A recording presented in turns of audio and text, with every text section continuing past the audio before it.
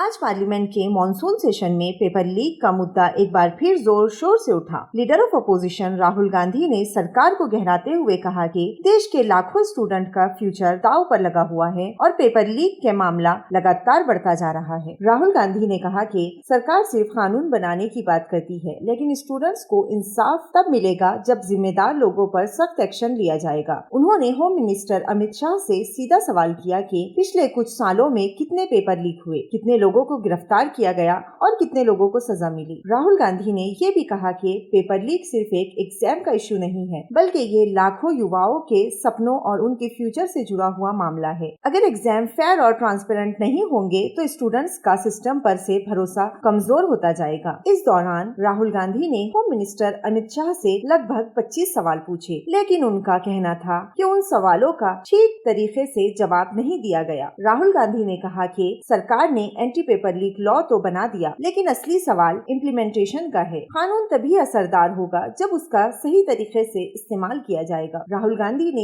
ये भी कहा कि अगर सिस्टम में ट्रांसपेरेंसी नहीं होगी तो पेपर लीक जैसे मामले रुकना मुश्किल है। इसीलिए सिर्फ कानून बनाना काफी नहीं, बल्कि अकाउंटेबिलिटी और ईमानदारी भी जरूरी है। अमित शाह का जवाब। होम मिनिस्टर अमित शाह ने राहुल गांधी के आरोपों का जवाब देते हुए कहा कि सरकार पेपर लीक के मामले को बहुत सीरियसली लेती है। उन्होंने बताया देश में एंटी पेपर लीक एक्ट लागू किया जा चुका है। इस कानून के तहत एग्जाम प्रोसेस को और ज्यादा सिक्योर बनाया गया है और पेपर लीक करने वालों के खिलाफ सख्त कार्रवाई की जा रही है। अमित शाह ने ये भी कहा कि पहले सिर्फ कुछ एजेंसीज एग्जाम कंडक्ट करती थी, लेकिन अब सिस्टम को और ट्रांसपेरेंट और सिक्योर बनाया गया है ताकि स्टूडेंट को फेयर एग्जामिनेशन मिल सके। उन्होंने अपोजिशन से अपील की कि इस मामले को सियासत का मुद्दा न बनाया जाए और स्टूडेंट के हित में मिलकर काम किया जाए।